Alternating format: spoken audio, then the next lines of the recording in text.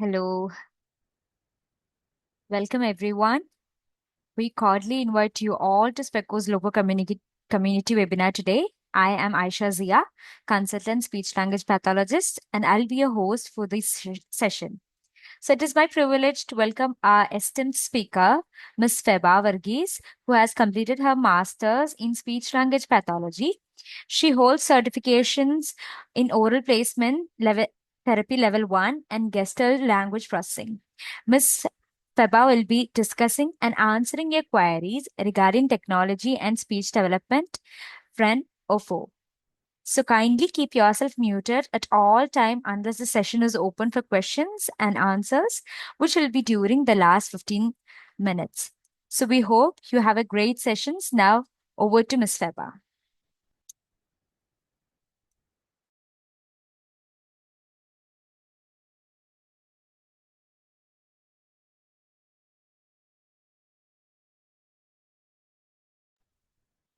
I hope my screen is visible.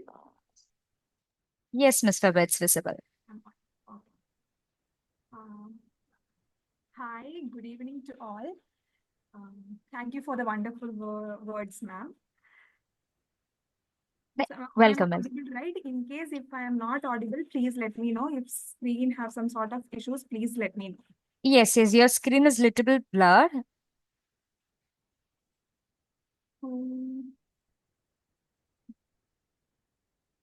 Now, Yeah, now it's fine.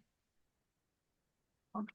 So today's topic of discussion is technology and speech development. Is it for the speech development, is technology a friend or a foe? So now moving ahead or diving into our topic. So why this topic is important to discuss? As we all know, we have evolved technologically, our lifestyle has evolved, our gadgets usage have evolved. So if it is not used in a correct way, or if you are using it in an excessive way, the screen time exposure is going to have an effect on our kids' speech, language, and their social development. So that is when it is important to discuss about this topic. So moving ahead, first we will discuss about what is screen time.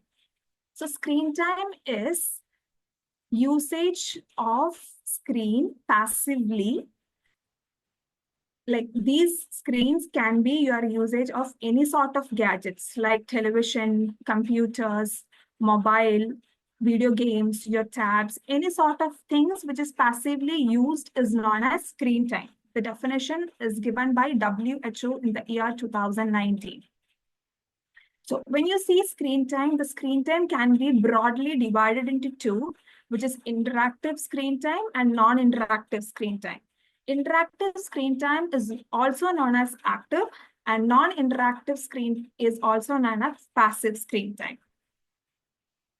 So what is active screen time?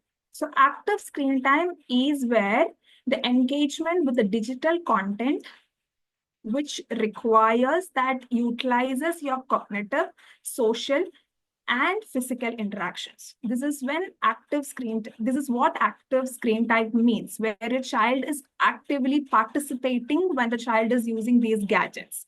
For an example, if the child is involved in any apps which help them to learn stories or any sort of language domains, or in video calls, games like puzzles, Legos, if the child is actively participating in such sort of things or such sort of apps, that is when we call it is active screen time. Now, what are the benefit of child involving in active screen during active screen time? What are the benefit the child is going to get? First thing is like the child is going to get sufficient enough of language development. The child is going to learn different kinds of vocabulary or different kind of management skills through these active screen time. Second thing is like they are going to get or they will have an improvement in their cognitive skills. Third is like their social skills are going to improve by using these video calls or things where they emotionally develop. Now, that is all about active screen time. Now, moving to passive screen time. Passive screen time is where the child is watching a content where there is no interaction, there is no engagement for the child. So examples like YouTube videos, or the child is sitting and there is videos playing in the background, or scrolling through the social medias. Now, the effect of passive screen time is there can be language delay because of passive screen time, where because of the excessive screen time, there can be regression seen, and it can lower the expressive and receptive language skills in younger children. Second thing is like because of the screen time, high exposure of passive screen time, there can be reduced parent-child interaction because they are not getting sufficient enough time to interact with their parents. So it is predominantly seen that there is reduced parent-child interaction. Third thing is that it can lead to, the passive screen time can lead to attention and behavioral issues. Now moving on to screen as our friend. So we will be discussing this topic under 4 subdomains. So the first subdomain is screen being an interactive learning app. Screen being as interactive learning app in the sense it is basically going to help in our speech and language development or speech and vocabulary growth. So in that first, where screen being as a tool for us for the language development. So first thing is like it provides interactive learning activities. Educational apps, there are plenty enough of educational apps which provides the users and engaging interactive activities. These and interactive in the sense it can be fun, it can be more effective, where kids initiates participations. Second thing is like it is all structured in level. So there is a structured learning happens using these kind of apps. Third is catering to diverse learning styles. The educational apps are designed to cater to diverse learning styles, which ensure that every user can benefit the content. Now, these apps also will be providing interactive feedback. That is, especially when it comes to articulation-based apps, where like if the child is having difficulties with respect to pronunciation, that is when we are going to use articulation-based apps, where these apps actually provide you real-time feedback, where the child can learn things at that point. Second thing is like it is all personalized learning. Speech recognition technology allows applicants to tailor learning experience to individual users' needs and progress. And the third point is like they can actually track their progress or track their improvement using these type of apps. Now, moving on to the second subdomain, the key benefit of using these interactive learning apps. So first thing is that where there will be vocabulary expansion through different apps or through different games and repetition. So using these interactive apps will help them to develop in their vocabulary because there is better engagement with your child. So engaging learning methods. There are different learning methods or different engagement activities which is provided in these apps. Plus, second advantage of using these apps is repetition for better retention. So if you repeat these kind of usage of these apps, it is going to help your children or child with better retention. They can retain it in much more way. And there is fun vocabulary expansion. Using games to expand vocabulary makes the learning process fun, motivating the children to explore new words. Second thing is the motivation, rewards, and gamifications of these specialized interactive apps. So interactive learning apps will help in utilizing different gamification techniques to enhance child's motivation and engagement in their learning process. And these apps will provide different kinds of reward systems. There are certain apps which provide smileys, or there are apps which provides stars as a reinforcement. So there are different apps which provides different types of rewards. So kids will be more actively participating to get these sort of rewards. By this, the participation of the child also will be much more. So basically, you don't have to force your child to participate in an activity. So second domain is what? Video calls for social connectivity. This is what this is what we are using in Sphecho as well, where we utilize video facilities to conduct our sessions or video calls for connecting with each other. So this is also going to impact, or this is also going to enhance our communication skills. So video calls provides an opportunity to practice, engage, and they also will provide an opportunity for the engagement and to provide or respond an appropriate way. Second thing is, video calls will help us to improve expressing language by describing experience. So through video calls, you can provide different sort of experience. Like you can narrate things which have happened before using video calls, or you can conduct a storytelling sessions using video calls. And utilizing these things will improve. There will be an overall improvement in child's communication skills. Third part is like video calls will provide us a real life situations where they enhance speech skills, it build up their confidence, it enhances their real life interactions. So practicing these real life context like video calling helps children feel more comfortable in various social settings. Now, an important domain or an important aspect of using technology as a friend is usage of AAC. AAC means augmentative and alternative communication devices. So AAC is a device which generally used for non-verbal kids or minimally verbal kids. It is not necessary. I'm not telling like we can use only for non-verbal or minimally verbal kids. It's not like that. But yeah, this device is predominantly or significantly used in children who is non-verbal or minimally verbal.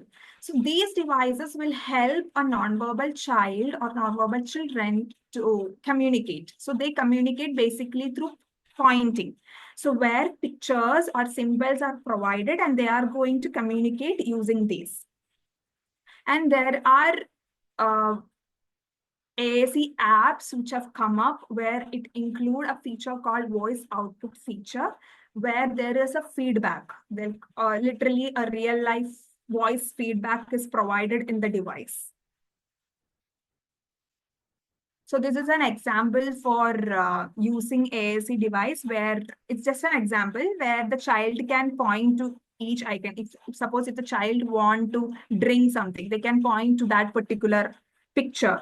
So if the device is having the feature called voice output feature, whenever the child is pointing towards or clicking drink, it will automatically generate that sort of sound. So this device is going to speak for the child. Next, moving on. So these AAC devices is going to empower our children, especially when it comes to non-verbal or minimally verbal children. So empowering through communication. These devices are empowering them throughout the communication process. Second thing is they're enhancing the quality of life. So these devices significantly improve the quality of life for nonverbal children by allowing them to voice their needs and their emotion. And it helps them for social interaction as well. Now, the key benefits of using such sort of devices for our verbal or non-verbal, non-verbal or minimally verbal kids is that it helps them for improved communication. They can also communicate with us, and it enhances their independences as well as engagement in the social scenarios. Now comes the most developed area, which is artificial intelligence into speech therapy apps. So these artificial intelligence specialized speech therapy apps will help us for adaptive learning. Adaptive learning is nothing but it is all specialized. Like if I am the child, it will be programmed only for me. So it is individualized learning program and it will be individualized for that particular child. So you will get adaptive learning through AI-based speech therapy app. Everything is real-based feedback. You will get, as I mentioned earlier, the articulatory, especially the apps which is used for articulation, where you will get real-time feedback about it. And it enhances the interface, the engagement with the child.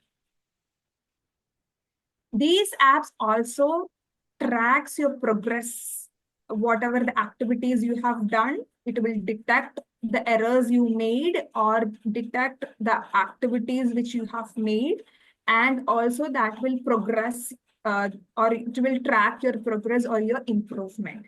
And later on, it will customize your upgraded versions of your lesson plan or your improvements. Everything will be updated based on AI-based speech therapy apps. So the key benefits of using these apps is accessibility. Wherever you are, wherever in the world you have the access to use such sort of devices. Second thing is it is all personalized. Third is it is fun and super interactive practices. That was about the positive aspects of the screen or screen being as our friend. Now moving on to the negative side, which is four. So here we will be again discussing in four different domains. The first one going to be less face-to-face interaction. So here comes the importance of real-life conversations for language development. So it is important to provide rich or real-life conversations in order to get that vocabulary expansion or comprehension throughout our lifetime. And again, for the skill development, again, it is going to be important to provide them with the real-life conversations. So if you provide with screen, where excessive passive screen time is there, it is going to affect their real life conversation, their vocabulary development, their cognitive skills. Every domain is going to have an effect because of that. So the reduction in, and we can see a reduction in expressive language skills. So excessive screen time can lead to a decline in child's expressive language skills, which is going to impact their communication abilities. Second thing is lack of interactive dialogues. There is no interaction happening, so it is going to affect their formation of sentences, their articulation, their grammatical markers usage. Everything is going to have an effect because of excessive screen time. So since there is no there is no vocabulary development, cognitive skill development, so it in turn affects their overall communication skills. Second thing, the third domain is that decrease in nonverbal communication abilities. So it's always important to enhance our verbal communication. It is always combined with our nonverbal communication also. So excessive screen time is going to have an effect on our nonverbal communication. So importance of nonverbal communication, which is including our facial gestures, hand movements, everything is going to have an effect. So impact of screen time or excessive screen time limits the child's opportunity to learn and practice vital nonverbal communication skills. And also, it is going to have an impact on social interaction challenges. It can lead the child to a difficult situation where the child is having an impact to socially communicate. One of the main important topic, because of the passive excessive screen time, it is going to affect their attention span. It is really important where because of this screen time exposure, their attention is going to affect.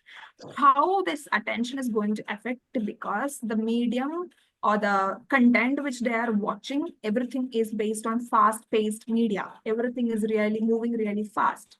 So this causes our brain. So overstimulation effects happens in our brain. So which leads to shorter attention span. And because of that, they are not able to sustain attention, or they are not able to maintain attention in day-to-day life. Plus, one more thing is like there is a release when you are exposed more to these passive screen times. There are chances where are one of the hormone called dopamine release, where dopamine is like a hormone which helps us for little hyperactive, which can lead to hyperactivity. So this is the hormone which is like energy based. So this hormone provides us energy. So there are chances of releasing this sort of hormone, which results hyperactivity in kids because of excessive passive screen time. Now, moving on to challenges in focusing on real life interactions. So, impact on fast-paced media will have an effect, or the kids will have difficulty to engage in meaningful real life interaction. They struggles to concentrate on the activities which they are doing. They will have challenges in communicating to each other since they are not able to concentrate. Because of these attentional issues, they are not able to participate in their curriculum, or they're not able to participate the activities which they are doing at home. They will have difficulty in following directions, as well as they will find difficulties in the social interactions as well. Now, the last point is background noises. So most of the time, what happens is like when we are interacting with parents, we have heard that my child is not sitting in front of the TV throughout, but TV is there in the background the entire day. So how such scenarios, or how it is going to, if the TV is played or the any sort of gadgets is played in your background throughout the day, how it is going to affect your child? That's what we are going to see. So there, since there is background, the TV is playing or the phone, any sort of media is playing in the background, your child is going to have an impact on the language. They cannot focus. They won't be able to focus the activities which they are involved in. So their attention is not sustained to the activities which they are involved. There are chances where your child's attention can get deviated to the content or the screen which is playing behind them. So these background noises can hinder your child's focus on language tasks, affecting their learning outcomes. And it is important to provide quiet environment for better word processing in children. This screen time is going to have a decrease in parent-child verbal engagement. It's really important we specify verbal engagement. So when when you and your child is provided with screen, there is no verbal engagement involved there. So that means it is going to be passive. There is no interaction between the parent or the caregiver and the child. So there is no language development, there is no learning happening there. So it is again in turn going to affect your verbal interactions, your language development, your speech development, all sort of development is going to have a negative impact. The overuse of this passive screen time will in turn have like hindrance in their language development, especially when they will be hesitant to start an active conversations or have an active life routine because of the sedentary screen exposures. And it is also going to have an impact on creative and pretend play. So it is really important to provide your child with creative opportunity to have creative play. And or you can provide this only when you limit your screen time. And you can provide more exposure and communication only when you limit your screen time. And this is also because of the excessive overuse can lead to diminished interactions, affecting relationship with peers and family members. It is going to affect their social skills like interpersonal development of relationship, interpersonal interactions, the emotional connections which we usually develop. Everything is going to have an impact based on that. Now, what does the study say about it?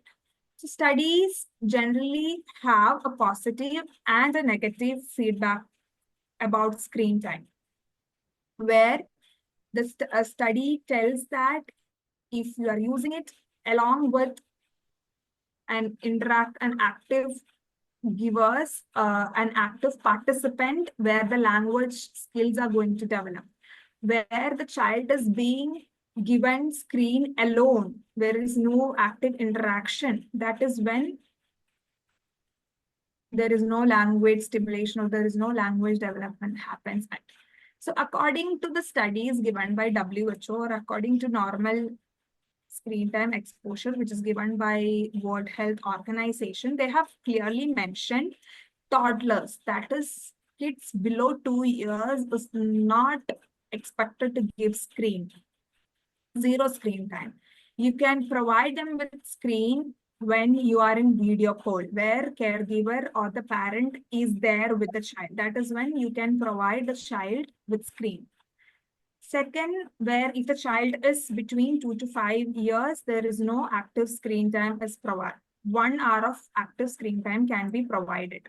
If the child is between 6 to 12 years, you can give 2 hours daily of entertainment, and above 12 years, you can provide all the age group above 12 years can have 2 hours of daily entertainment. So moving on to few apps which you can use for your child is few apps which you can use is SpeechBulb app. This is one of the app which we can use, which is AI based, and video modeling is there.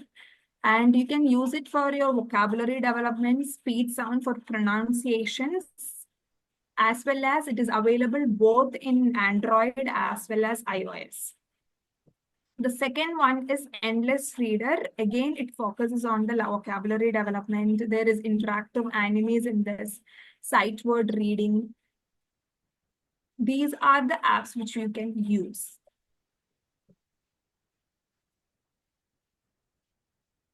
So this is again one of the app which uses these two. The next upcoming two apps are like theme-based app, like Tokoboko and Mikatown is theme-based app, which there are different themes like doctors themes based, cooking theme based, where you can build up vocabulary based on each theme based. And also you can create stories, you can create animes in these apps, and you can elicit or you can train your child.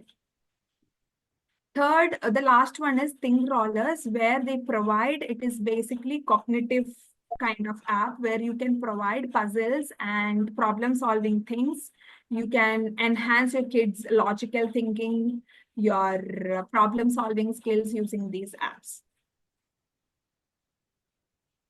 So things or apps to avoid is YouTube autoplay, fast moving cartoons, and social media. These are the apps to completely avoid if you are with child below 5 years. Now the last portion of our presentation, we're implementing 3Z rules, that is content, context, and child. So when you are selecting your content, understand which type of content are you using. Is it going to benefit my child? The content which you are going to use for your child should be highly qualitatively educative kind of content.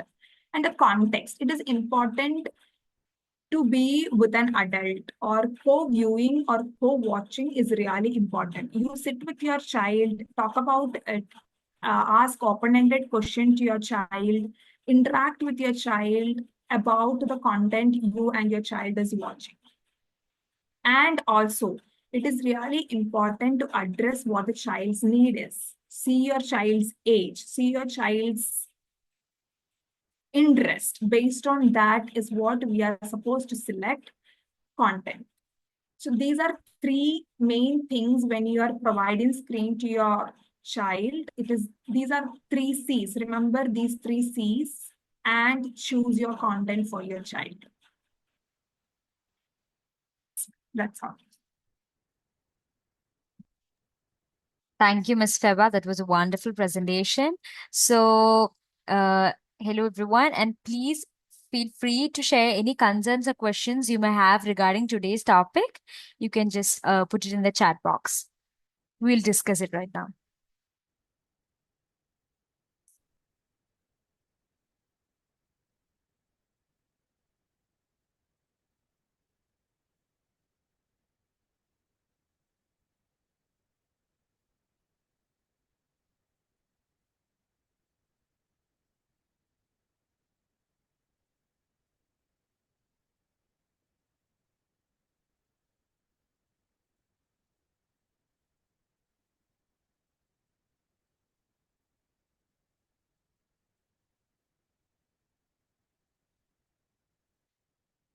So I hope there is no any queries or questions. And thank you everyone for joining us today. A special thanks to Feba, Ms. Feba, for sharing her valuable insight and detailed informations. So we would like to remind you, all the participants, that you can reach out us through the local community number. I'll pin it down.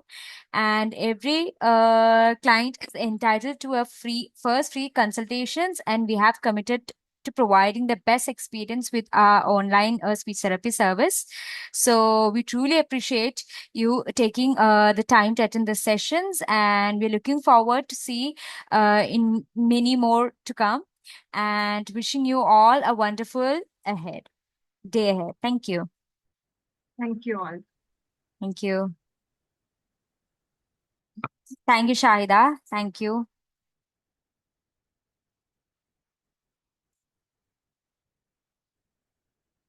So we'll wind up. Thank you, everyone. Thank you for joining.